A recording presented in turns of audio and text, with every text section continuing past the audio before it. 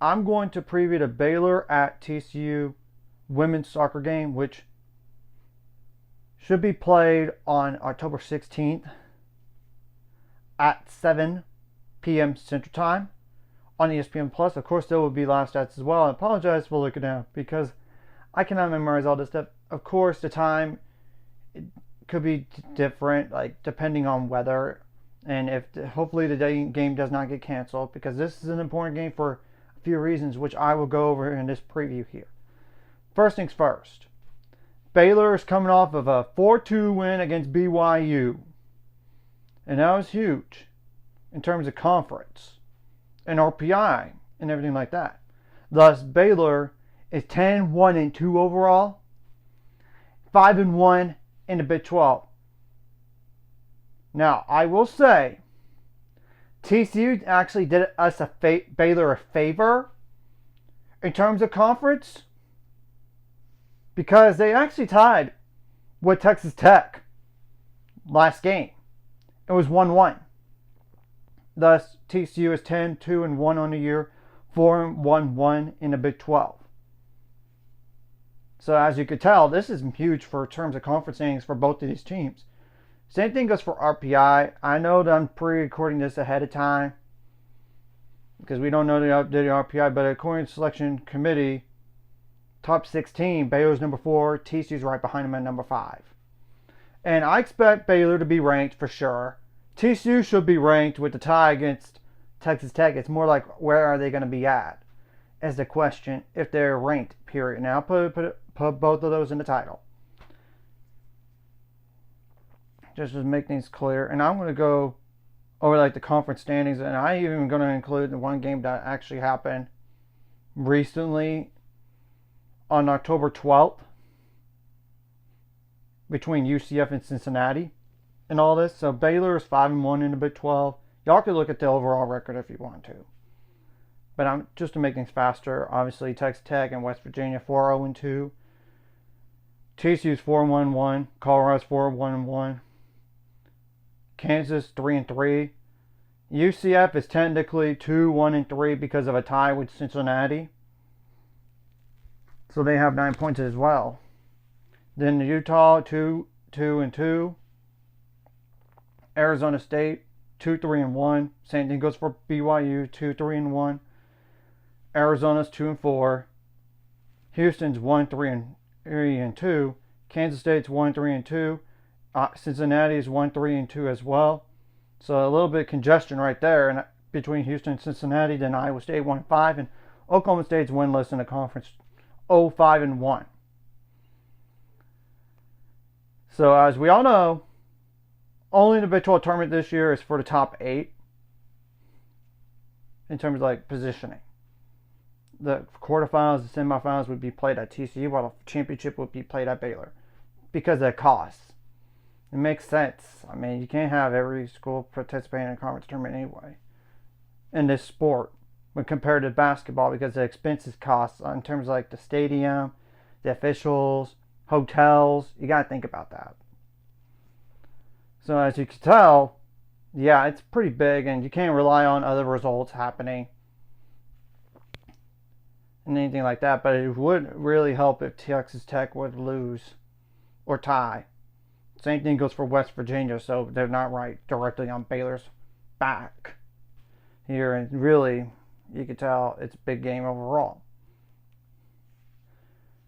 So what are some players to keep an eye on for TCU? And I'm going to just kind of go over the history real fast. Like, under Michelle Leonard, they got better against TCU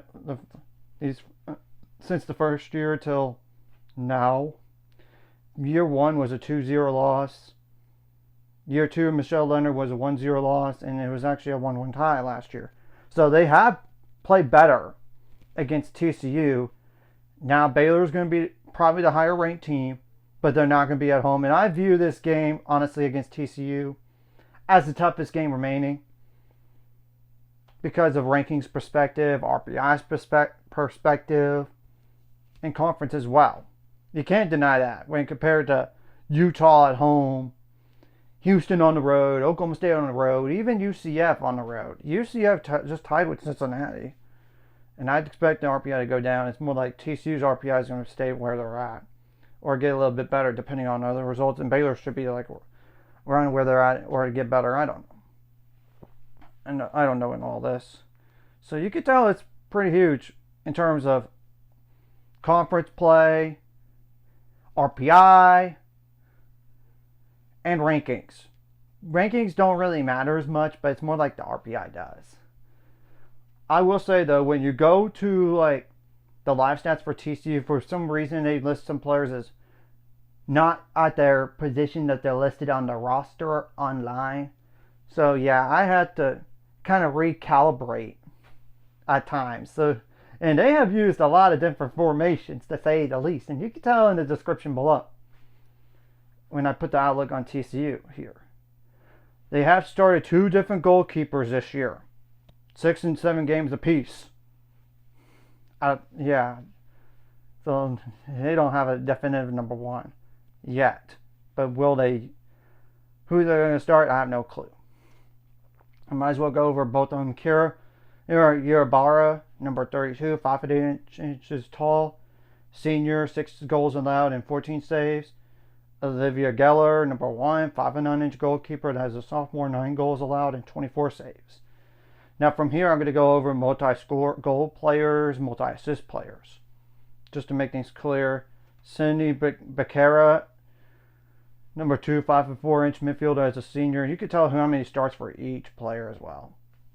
2 goals on 20 shots attempted and 3 assists. AJ Hennessy, number 3, 5 and 2 inch forward. That's a senior. 3 goals on 14 shots attempted and 4 assists.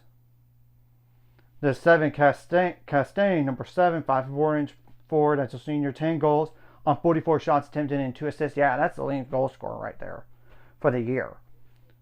There's Camden Fuller, number 10, 5 and 4 inch midfielder as a freshman. 3 goals on 14 shots attempted and 5 assists. I do not know the injury status on TCU at all. Just to let y'all know. They don't do that compared to football for conference games and even basketball that's coming up. They don't do that. They're not going to do that. There's Cameron Patton, number 17, 5 foot 3 inch defender. That's a sophomore, 2 goals and 15 shots attempted and 3 assists. There's Emma Yakulinski, number 18, 5 foot 4 inch midfielder. It's a freshman, 3 goals on 25 shots attempted and 3 assists. Morgan Brown, number 19, 5 foot 10 inch 5 foot 10 inch defender. That's a sophomore, 2 goals on 15 shots attempted and 3 assists. There's Grace Coppinger, number 23, 5 foot 8 inch defender. That's a senior, 3 shots attempted and 2 assists. And one other player that did score this year is like Kayla Martinez, number 6, 5 foot 4 inch midfielder. That's a sophomore, 1 goal and 9 shots attempted and 1 assist.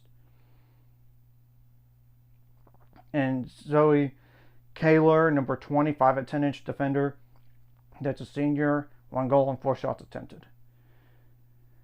And the last player I'm really going to mention is Grace Vest, number 33, 6 foot 4. That's a freshman, 10 shots attempted and 3 assists.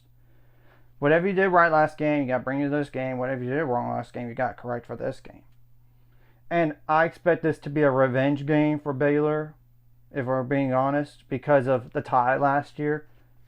Because Baylor actually had a lead, but then it ended up being a tie. And that was one of the reasons why Baylor didn't make the NCAAs last year.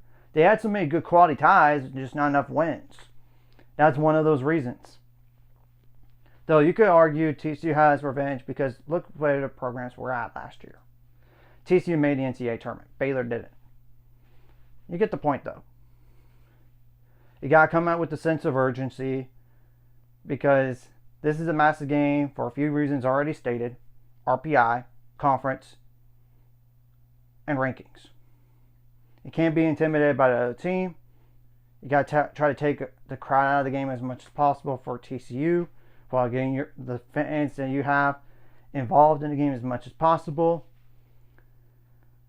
You got to make adjustments on the fly both offensively and defensively. Not just from one half to another, but during those halves. And if you deal with adversity, you're going to be more mentally tough. And that's what you did against BYU when you did trail 1-0, then 2-1. But then after that, Baylor scored 3 straight goals. Not consecutive order in terms of the minutes, but you get the whole point. You got to be good, and obviously you don't want to have some like a red card, because then that would be 11 versus 10. If TCU does that, it's really on them. You got to take advantage of that. And obviously 2 yellow cards in one game on one player is a red. So yeah, you don't want to avoid that. And so many yellow cards anyway equals a suspension. And all this, you kind of got to be mindful on like, you don't want to have a handball or a foul in the box, because that would mean penalty kick, and penalty kicks are just guessing games, to be honest. You got to be good in those 1v1 situations. You got to be smart on your fouling, because you don't want to foul in a good spot, like right outside the box, or close enough that they could do it like a cross or shooting distance. Obviously, you want to try to avoid that as much as possible. You got to shut down the best players. You got to be good on your set piece defense, both off. On your, like, in terms of corner kicks and free kicks, and clear the ball out, whether it's to the sideline or straight out. And all this, you got to shut down the best players as much as possible. You got to win the 50-50 balls in the air and then even on the ground. Sometimes you got to have your bench players step up, not just your starters or your role players that are starting, that is. You get the point. Like, have your key players step up in this type of game. You got to be good on your set piece offense, whether it's like a corner kick, a free kick. You get it. Obviously, a sequence of passes could lead to goals as well. And if you do draw a foul in the box, yeah. And there might be some questionable calls or no calls, but you got to be more mentally tough and make plays to win at the very end of the day.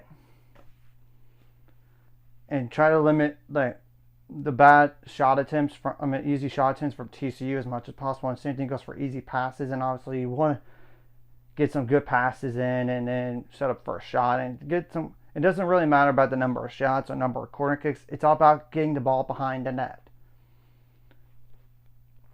So there's no need to go over this super duper long here, because this is a big game, to say the least. And I know Tyler Isrick probably wants to beat her former school, just like Azul Alvarez. Yeah, both of those players came from TCU. And this is going to be the last game playing at TCU. Though I know it's in a different uniform, but you get the whole point. So anyways, if you like this content, hit the like, subscribe button.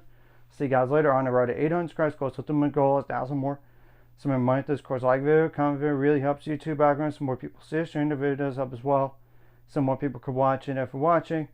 And not subscribe, hit subscribe buttons for notification bell as well. And let's give our best shot in this type of game. You gotta get your midfielder stepping up big time, like Olivia Hess has done all year long as a true freshman.